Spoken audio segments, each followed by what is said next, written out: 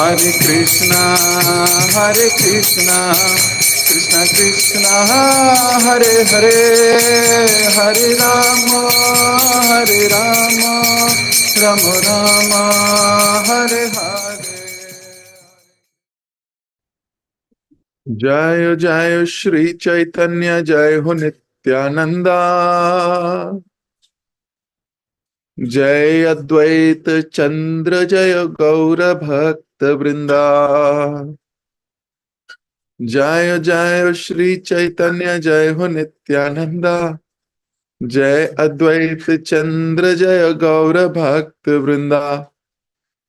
जय जय श्री चैतन्य, जय हो नित्यानंदा, जय अद्वैत चंद्र, जय गौर भक्त वृंदा। हरे कृष्ण। तो एक बार फिर आप सभी भक्तों का बहुत बहुत हार्दिक स्वागत चैतन्य भागवत क्लास में। बड़े खूबसूरत मोड़ पर चैतन्य भागवत है। कल महाप्रभु ने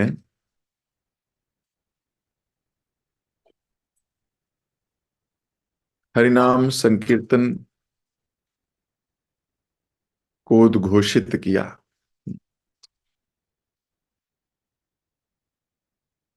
उनको कहा कि हरे कृष्ण महामंत्र का जप करो, यही आपका और इस मनुष्य जीवन का परम लक्ष्य है।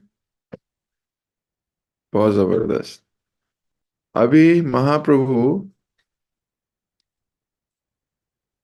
ने खुलकर प्रचार करना शुरू नहीं किया है। अभी भी विश्वंभर ही हैं, अभी भी महाप्रभु नहीं बने हैं। अभी भी अपने शिष्यों के साथ शरारतें करते हैं, लेकिन बीच बीच में अपने इस अवतार में आने का कुछ कुछ पॉइंट डिक्लेयर कर देते हैं। कहीं कहीं आने वाले भावी जीवन के विषय में थोड़ी थोड़ी संदेश, थोड़े थोड़े संकेत देते रहते हैं। तो कल हमने पढ़ा किस प्रकार हरे कृष्ण महामंत्र हुआ और उसके बाद सनातन मिश्र की पुत्री, उनके साथ इनके विवाह की भी बात चल रही है। सनातन मिश्र की एक ही कन्या थी जिसका नाम था विष्णु प्रिया। बहुत ही खूबसूरत,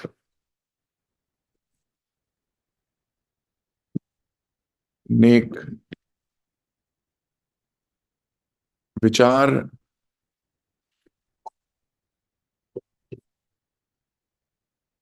और बहुत अच्छे व्यवहार।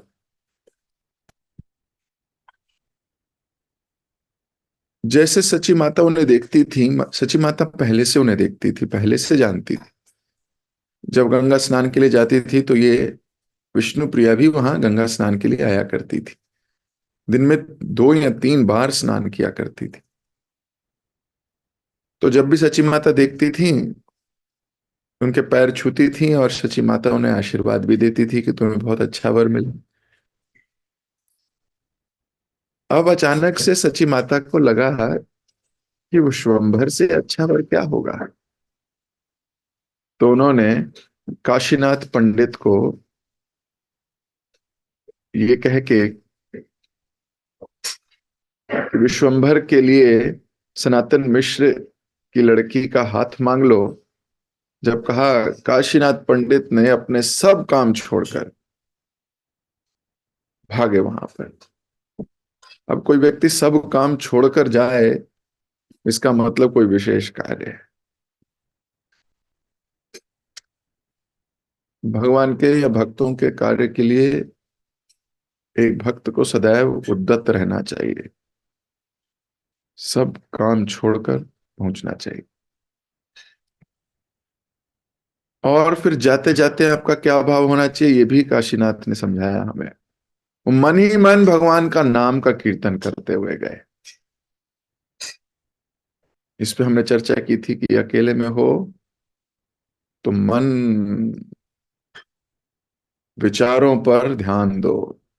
तो विचारों पर ध्यान देने का सबसे अच्छा तरीका है कोई कोई विचार आने ही ना दो। अकेले में जो विचार आते हैं अक्सर नेगेटिव आते हैं, अनलेस एंड अनटिल आपकी कॉन्शियसनेस बड़ी पवित्र नहीं हो गई। तो हरे कृष्ण महामंत्र करते हुए गया, वहां गए तो बड़ी सुंदर वाणी से बात की। तो जब सबके बीच में हो तो अपने शब्दों पर ध्यान दो। तो उन्होंने बड़े अच्छे से बात की। राज पंडित हैं, सनातन मिश्र मान गए, संबंधियों ने भी मान गए, सब मान गए। विश्वंभर जैसा वर किसी को मिलेगा, कोई क्या मना करेगा।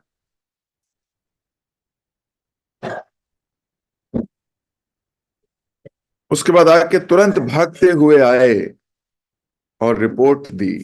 ये भी हमने चर्चा की थी कि devotees should complete the cycle.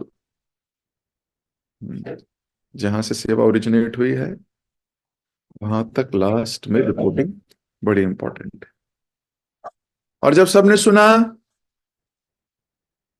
कि महाप्रभु का या निमाई का विवाह हो रहा है तो बुद्धिमंत ने कहा मैं पूरा स्पॉन्सर करूंगा। तो फिर मुकुंद और संजय ने क्या कहा, बोले सारा लाभ तुम ही ले जाओगे तो हम क्या लेंगे। This is the right consciousness. हर नेक कार्य में हमारी आहुति होनी ही चाहिए, कोई ना कोई, भले छोटी सी हो। ऐसा नहीं होना चाहिए कि हम पीछे पीछे हों उसमें।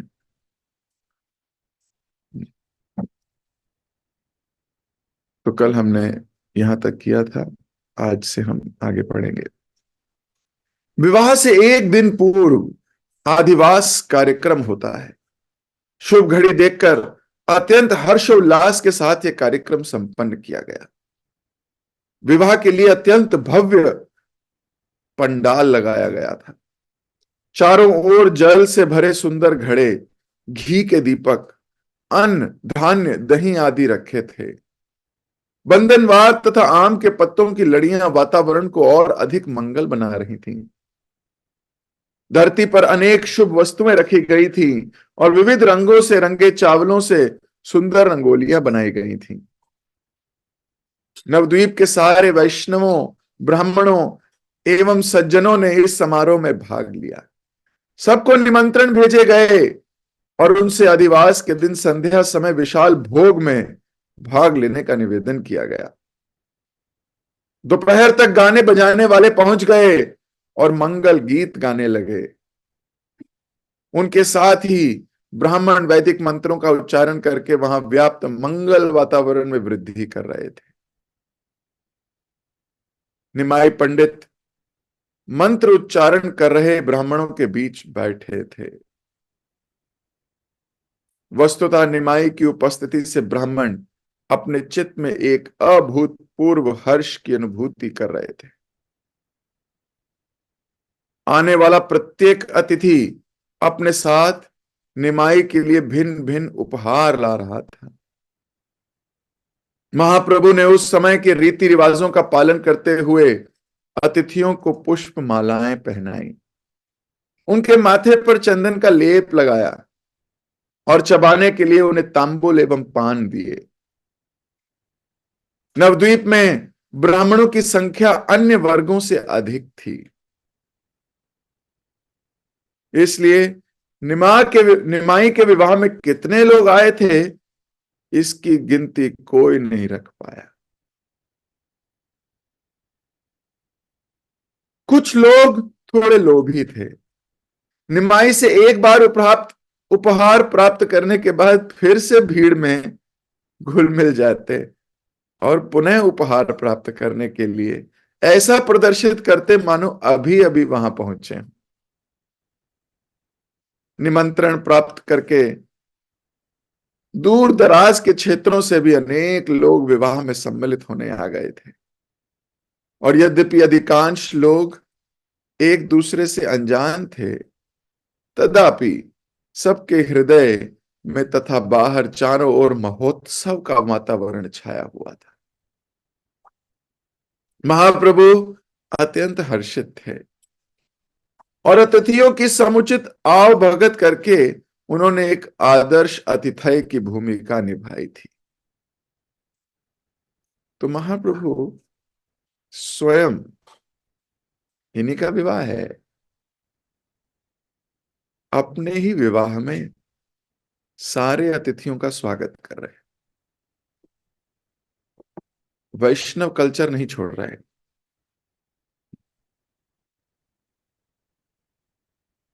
स्वयं हर अतिथि से मिल रहे हैं, उनका आदर सत्कार कर रहे हैं, उन्हें भेंट दे रहे हैं। निमाई ने आदेश दिया प्रत्येक अतिथि को कम से कम 3 बार पुष्पमाला, चंदन का लेप तथा अन्य उपहार दिए जाएं। खर्चे की चिंता मत करो, खुले हाथ से वितरण करो। This is very interesting. Generally लोग क्या बोलते हैं? खर्चे की चिंता करो।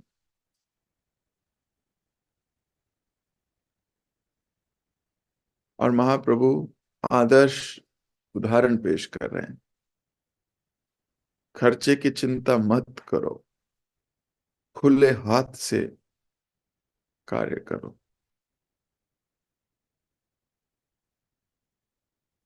यह सच है कि महाप्रभु स्वयं परमेश्वर है। ये सच है कि उनके पास किसी वस्तु की, किसी धन की, किसी लक्ष्मी की कोई कमी नहीं। लेकिन यह भी सच है कि इस वक्त वो लक्ष्मीपति बन के नहीं बैठे हैं, एक साधारण ब्राह्मण, एक साधारण शिक्षक के रूप में है।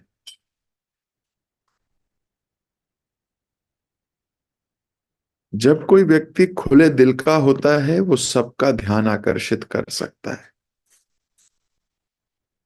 जब वो संकुचित हृदय का होता है तब भी वो सबका ध्यान आकर्षित करता है, लेकिन वो आकर्षण नेगेटिव होता है।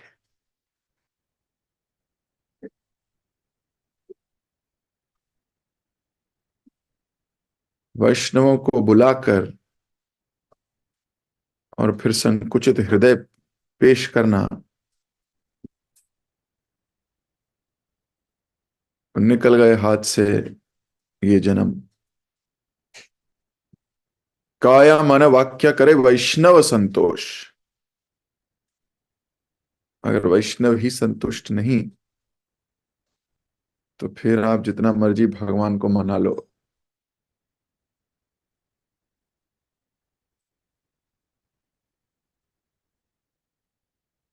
कृष्ण नहीं मानने वाले। भले भगवान को ना मनाओ, वैष्णव को मना लो तो भगवान मान जाएंगे। अगर हम भगवान कृष्ण का ध्यान आकर्षित नहीं भी कर पाए, लेकिन अगर प्रभुपाद जी का ध्यान आकर्षित कर पाए ना, तो भी हमारे को प्रभुपाद जी ने कहा I am opening the back door, Golok का पिछला दरवाजा खोल देंगे वो हमारे लिए, somehow or the other।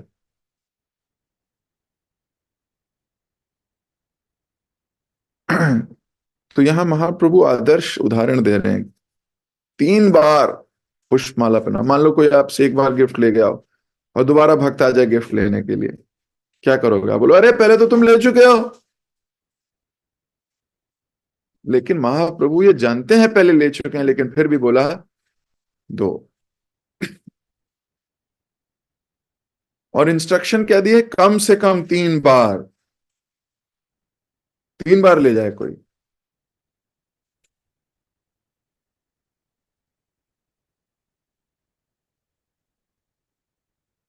कुछ लोभी ब्राह्मण पकड़े गए और उन्हें मना कर दिया गया था जब उन्होंने निमाई द्वारा उदारता से दान देने की बात सुनी तो वह लज्जित हो गए। भगवान चैतन्य महाप्रभु को ब्राह्मण अत्यंत प्रिय हैं और उन्हें भरपूर दान देकर वे उनके धर्म की रक्षा करना चाहते थे। महाप्रभु की बात सुनकर लोभी ब्राह्मणों ने भी 3 बार सब उपहार ले लिए, परंतु उससे अधिक नहीं।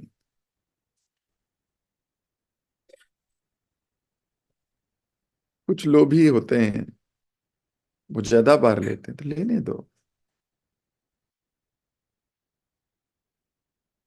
कोई नहीं जानता था कि उन्हें प्राप्त होने वाले हार, चंदन का लेप, पान स्वयं अनंत शेष के विस्तार हैं, जो अपने स्वामी पूर्ण पुरुषोत्तम भगवान निमाई पंडित की सेवा में प्रकट हुए हैं। तो भगवान बलराम शांत रस में कृष्ण की सेवा करने के लिए उपस्थित रहते हैं। फूल, फल, मिष्ठान, हर वस्तु में। तो वो तो जितनी वितरण की जाए उतना अच्छा। वितरण के दौरान फूलों की अनेक मालाएं, चंदन का लेप तथा पान भूमि पर गिर रहे थे। उन गिरी हुई वस्तुओं की मात्रा इतनी अधिक थी कि उनसे 5 भव्यशाली विवाह संपन्न किए जा सकते थे। तो जो जमीन पे गिरा हुआ था उससे 5 विवाह हो सकते थे। वहां आया प्रत्येक व्यक्ति प्रभावित हुए बिना रह नहीं पाया। बड़े बड़े धनी चकित हो गए, क्योंकि उनके पिता ने भी विवाह पर इतना धन खर्च नहीं किया था।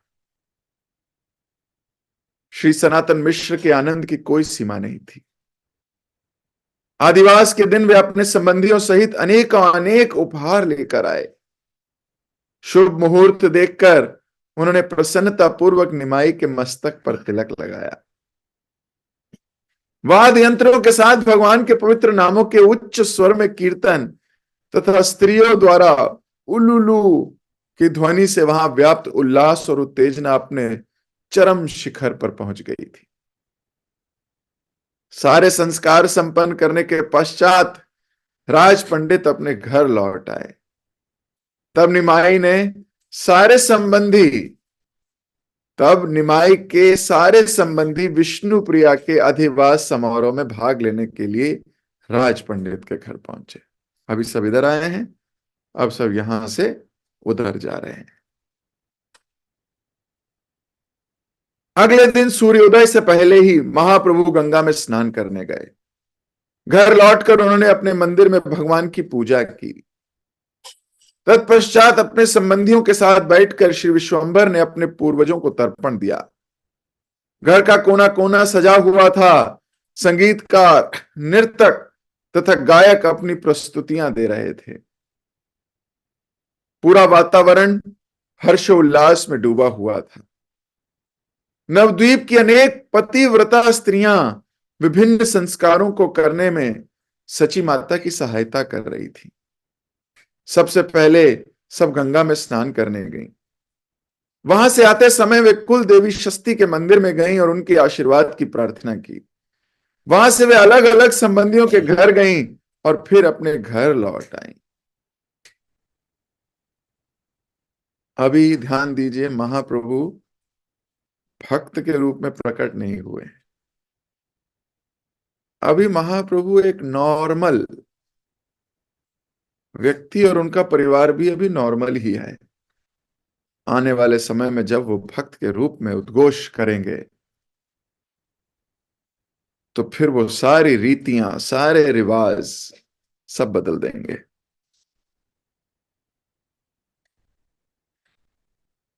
फिर वो एकाग्रचित हो कृष्ण भक्ति के ऊपर बल देंगे। फिर वो बताएंगे कि कृष्ण भक्त का जीवन कैसा होना चाहिए। आप में से कुछ लोग अभी सोच रहे होंगे, अच्छा उधर भी गए, अच्छा उन्होंने अपने पितरों को भी दिया, अच्छा उन्होंने भी कुल देवी के पास भी गए, अच्छा ऐसा किया। ध्यान रहे, अभी वो आदर्श भक्त के जीवन में नहीं आए हैं, अभी तो वो घर की परंपराओं को निभा रहे हैं। लेकिन जब भक्त के रूप में प्रकट करेंगे अपने आप को, तो सब बदल देंगे और भागवत का संदेश देंगे। श्रीमद् भागवतम के तीसरे स्कंद में भगवान ऋषभदेव अपने पुत्रों को जब ज्ञान देते हैं तो बताते हैं कि अगर कोई व्यक्ति ने पूर्णता से कृष्ण भक्ति में जुड़ गया है, गंभीर हो गया है, तो उसको ना तो अपने पितरों के लिए, ना अपने किसी भी संबंधी के लिए, किसी के लिए भी और कुछ करने की ऋण, और कोई ऋण उसका रह ही नहीं जाता। ना देवताओं का ऋण, ना मात्र पितृ ऋण, ना पितरों का ऋण, कोई ऋण नहीं है उसका। वो सब ऋणों से मुक्त हो जाता है। तो वास्तव में कोई ऋण से मुक्त हो ही नहीं सकता, ना तो पितरों के ऋण से, ना मात्र पिता के ऋण से। केवल एक ही तरीका है इस ऋण से मुक्त होने का, वो है संजीदगी से कृष्ण भक्ति की ओर बढ़ना। जिस किसी व्यक्ति ने कृष्णा कॉन्शियसनेस को गंभीरता से स्वीकार कर लिया है, वो व्यक्ति बढ़ जाएगा आगे, उसको कोई ऋण नहीं है। लेकिन अभी तो भगवान नॉर्मल लीलाएं कर रहे हैं, अभी तो पान भी खा रहे हैं और खिला भी रहे हैं। तो हर वर्ग का व्यक्ति अपनी चीज को पकड़ेगा। किसी ने ये भी पकड़ा होगा, अरे भगवान पान खिला रहे हैं, खा भी रहे हैं, हमें तो मना करते हैं। आने वाले प्रोसेस में समझेंगे हम। जब कोई व्यक्ति कॉलेज में एडमिशन लेता है, तो वो पहले सेमेस्टर में जो इम्तिहान देता है, वो उसके जीवन का रिजल्ट नहीं है। या पीएचडी करने लगता है, तो पहली साइटेशन जब वो देता है, फिर दूसरी देता है, फिर तीसरी देता है, फिर चौथी देता है। मान लो किसी ने 700 पिटिशन डाली है, तो जो 700 वाली साइटेशन होगी, वो सबसे ज्यादा रस वाली होगी, लास्ट, जिसमें उसका सारा एक्सपीरियंस का निचोड़ है। तो स्टार्टिंग में जो किया गया उसको विचार नहीं करना चाहिए, अंत में जो हो रहा है उसको ध्यान देना चाहिए। तो धीरे धीरे जब महाप्रभु के मध्य लीला अंत लीला में पहुंचेंगे, तब क्लियर होगा। अभी मत पकड़ लेना।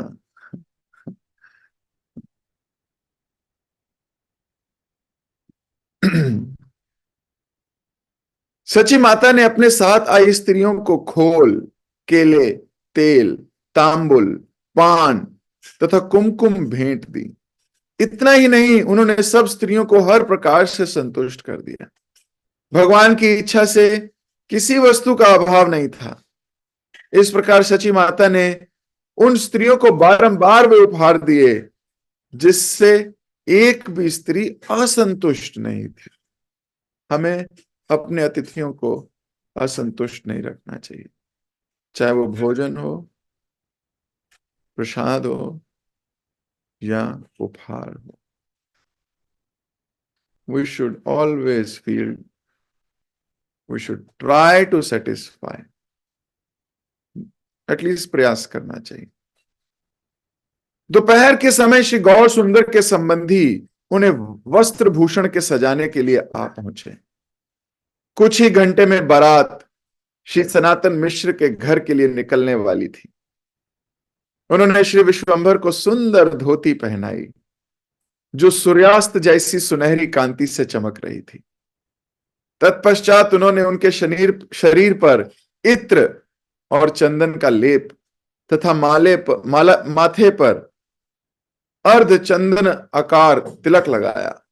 सिर पर मुकुट और गले में फूलों की माला पहनाई।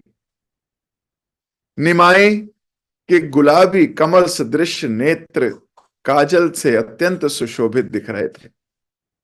उनके कानों में सोने के कुंडल, हाथों में बाजूबंद तथा गले में मूल्यवान हार थे। महाप्रभु के अद्भुत सौंदर्य को देखकर वहां आया प्रत्येक व्यक्ति आश्चर्य कर रहा था, यहां तक कि वह अपने आप को भी भूल गए। विवाह मुहूर्त से लगभग 1 घंटा पहले निमाई के संबंधियों ने घोषणा की, चलो अब निकलना चाहिए। वधू के घर तक पहुंचने से पहले हम बारात को पूरे नगर में घुमाएंगे। उसी समय बुद्धिमंत खान एक अत्यंत भव्य पालकी लेकर वहां पहुंच गए। गाजे बाजे बजने लगे।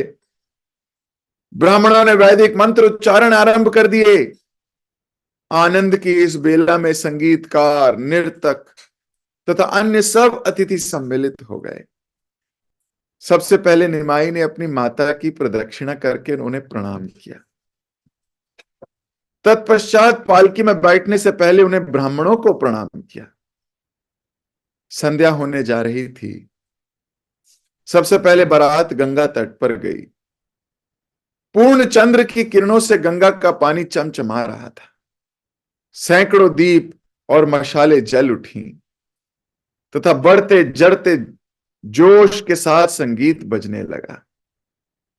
श्री गौर सुंदर की पालकी के सामने 2 पंक्तियों में बुद्धिमंत खान की जागीर में काम करने वाले कर्मचारी थे और उनके पीछे रंग बिरंगी पताकाएं उठाकर लोग चल रहे थे। उनके साथ साथ लोगों को हंसाने वाले भांड, विविध प्रकार के नर्तक तथा असंख्य वाद्य संगीतकार भी थे। उत्साहित छोटे बच्चे इनके बीच नाच रहे थे। बड़े बूढ़े लोग भी लोक लज्जा छोड़कर बच्चों के बीच बच्चे बन गए। महाप्रभु ये सब देखकर मुस्कुरा रहे थे। कहने का अर्थ है, सब लोग बड़े उत्साहित हैं, सब लोग बड़े प्रसन्नचित्त हैं।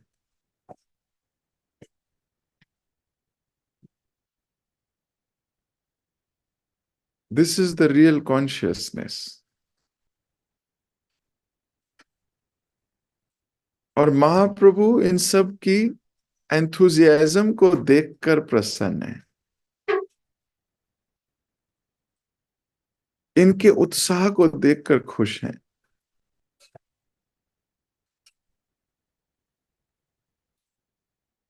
भगवान कब खुश होते हैं? जब कोई भगवान की योजना में हर्ष और उल्लास के साथ भाग लेता है। जब कोई भगवान की योजना में बहुत उत्साह के साथ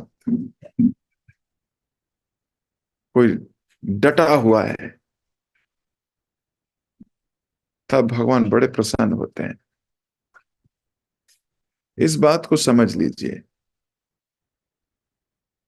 अगर हमारे हृदय में उत्साह नहीं है, हम घसीट रहे हैं, आप कृष्ण का ध्यान आकर्षित नहीं कर पाओगे बाबा।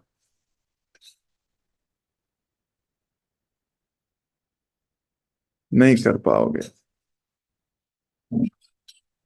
हमें अपने मन और भौतिक संसर्गों से ऊपर उठने का प्रयास करना है।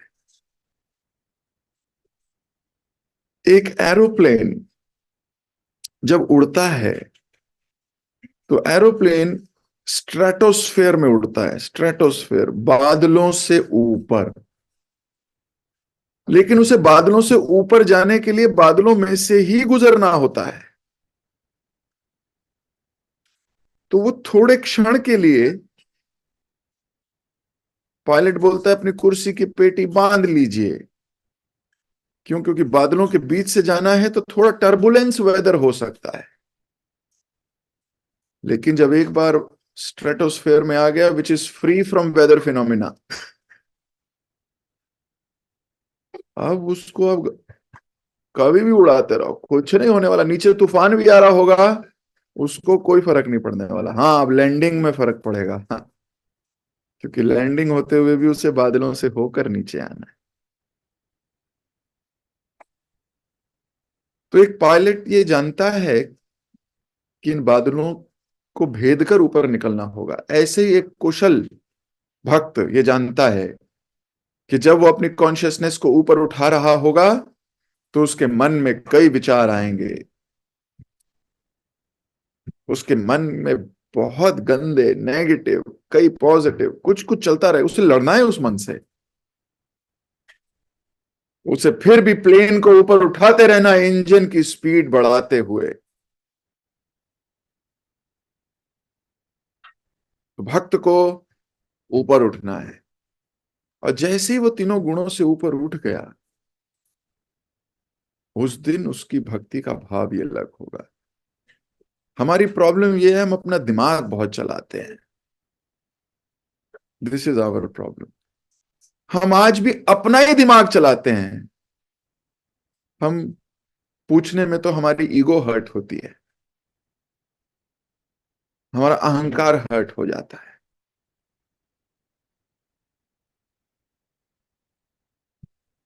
जब अपने अहंकार और अपनी ईगो को हटा के डिस्कशन करते हुए चलोगे, तो जीवन सफल होता है। अन्यथा आप जितने मर्जी प्लान बना लो, वो विफल ही होंगे। अर्जुन ने भी बड़े प्लान बनाए थे, सब विफल हो गए। इसलिए व्यक्ति को ऊपर उठने के लिए सहायता की आवश्यकता होती है। खुद उठना बड़ा मुश्किल है। कोई ये सोचे मैं खुद उठ जाऊंगा, तो वो केवल सोच सकता है और भ्रम में रह सकता है कि वो उठ गया। तो मैं यहाँ अपनी वाणी को विराम दूंगा। भगवान प्रसन्न होते हैं जब वो भक्तों में उत्साह देखते हैं। तो सब उत्साहित हो, भगवान के इस काज के लिए, भगवान के कार्य के लिए मेहनत करें। भगवान को दिखे भी कि ये मेहनत कर रहा है। जगत गुरु शिल प्रभुपाद की जय। शिल वृंदावन दास ठाकुर की जय। श्री चैतन्य भागवत की जय। हरे कृष्ण।